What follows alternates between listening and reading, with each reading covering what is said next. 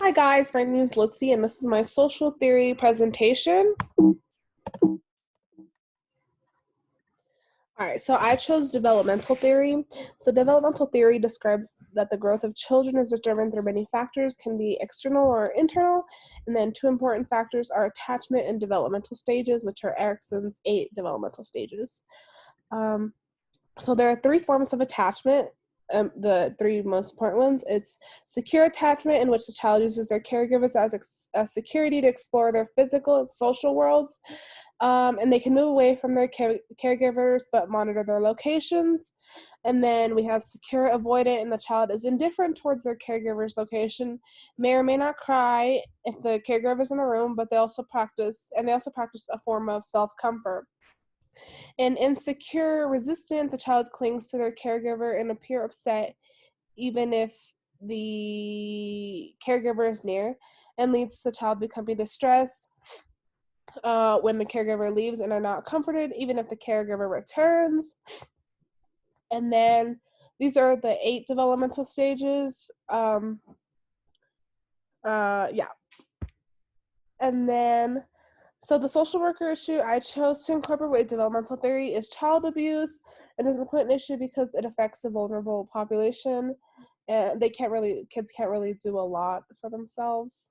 So then, child abuse is an important issue. Not only is the child being physically abused, but also affecting mentally, and then affects what they grow up into be.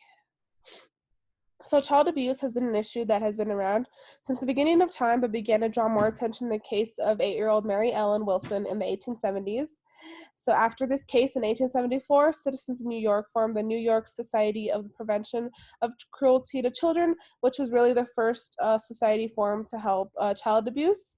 And since then, more groups have been able to help kids that are being abused in their homes. When the issue began to draw more attention, has begun to draw more attention, but it continues to affect millions of children every year. So in the United States, more than 3.6 cases of child abuse reports are made yearly. And then of those reports, 6 million children are involved. A more recent well-known case is the case of Gabriel Fernandez, who was an 8-year-old who was beat and tortured by his mother and her boyfriend for 8 consecutive months, which eventually led to his death. All right, so applying the issue to the theory. So when a child is being abused by a parental figure or guardian at a young age, the child does not formulate a positive attachment. So the most common ways that a child attaches if they are being abused in their home is insecure avoidant and insecure resistant, which we talked about at the beginning. And then it affects also the 8 developmental stages because the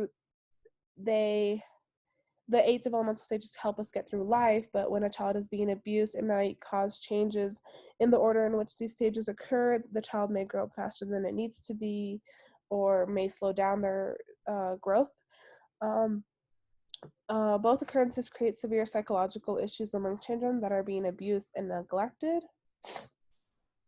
The strength of the theory is that through attachments, social workers and psychologists have a better understanding of how a child is being treated at home through observation, how a child is attached to the parent or guardian.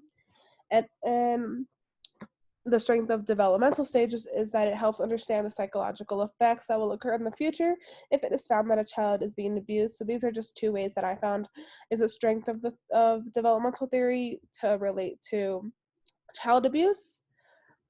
And then the weaknesses that I found, there weren't really a lot, just because I feel like it did make sense that development is affected when a child is being abused.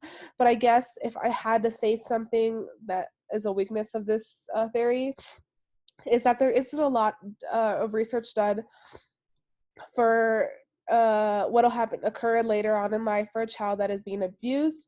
A lot of it does have to do with the early life of a child and how it's affecting them now rather than how it'll affect them in the future. So I think that's a weakness of the theory, not really focusing a whole lot on what'll happen in the future. And these are just my references. Thank you.